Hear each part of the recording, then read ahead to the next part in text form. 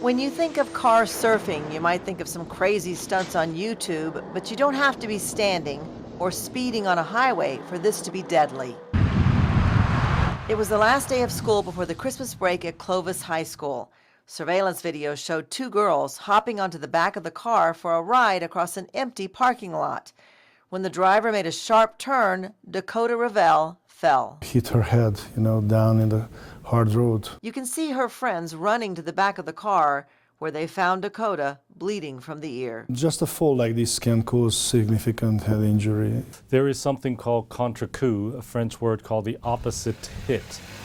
It means that upon impact, the brain still moves, bouncing from the left side where Dakota's ear hit the ground and was bleeding, to the right side where the brain hit the skull and was badly bruised. It's just another non-moving object that the brain hits.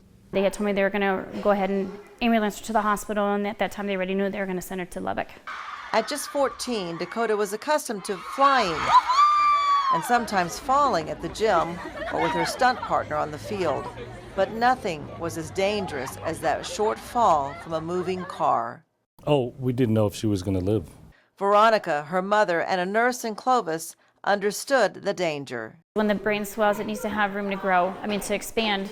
So in brain surgery, Dr. Naj removed a large piece of her skull to allow for that swelling. Those were the most difficult days for a mother to watch. Her whole head, because her face, everything just swelled. That was really, really hard.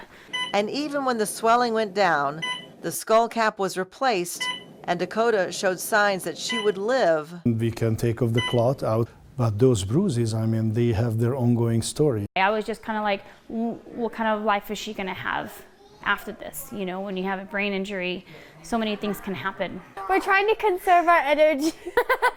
When she started talking, when she started acting like herself, laughing with her sisters and teasing them like she does, that's how I knew she was still there. She was still Dakota. After 4 weeks at UMC and 2 weeks in rehab, Dakota is home again with some physical therapy in Clovis.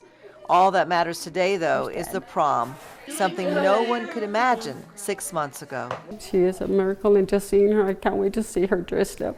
It is a celebration and a new beginning, but not without this reminder on her wall of that one afternoon in December when a poor decision could have ended everything. You look at life differently now? Like a lot more differently than I did before. Fun things that do you think are going to be fun just aren't really worth the things that could happen. To see where she is now compared to where she was is just, we're just blessed. I'm so grateful that that's where they sent her. I think the doctors and the staff there are amazing. Shall I hug you first or him? Me. Okay. I don't know if she would be as well as she is now if they didn't have the resources and the funding to provide all that. Oh, bye. She's proof that there are amazing doctors there. They saved her. They were they made it where she can come home.